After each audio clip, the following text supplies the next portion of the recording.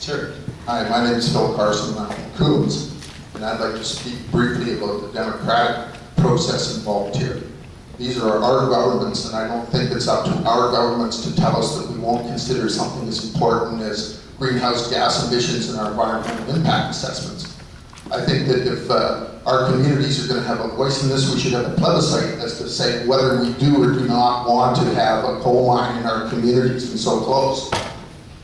I'm glad the last speaker brought up Copenhagen. Canada was booed at Copenhagen. Canada was below Saudi Arabia, the worst in the world in terms of its record of tar sands and coal development and things like that. I think most people, most thinking people are aware that the climate change is probably the biggest challenge we face as a species and as a civilization, and we're going to have to do something about it. And it's not up to our governments to tell us we won't consider this when we're deciding whether we're going to have a coal mine in our communities or not.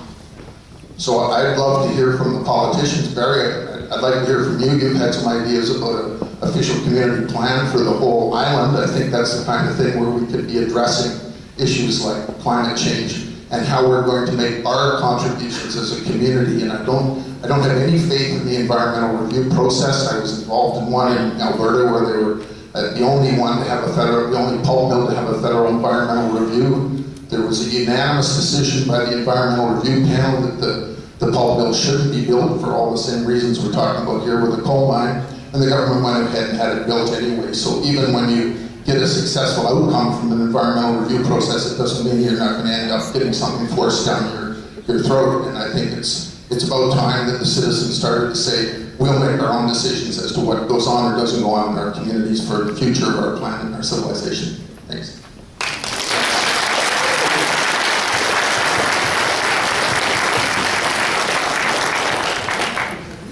My name is Herbert Sullivan, and I spent several years, the first part of my career, dealing with coal chemistry and coal petrography.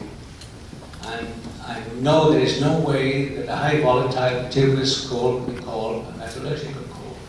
It needs at least 20 to 25% more fixed carbon before it can be classified as this way.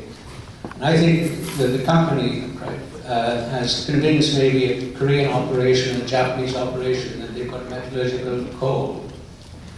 But I don't think they'll convince most scientists around this area that this is in fact will be uneconomic because it is a thermal coal. It's got a high volatile content. I can't see the project being economic. Thank you very much for your time.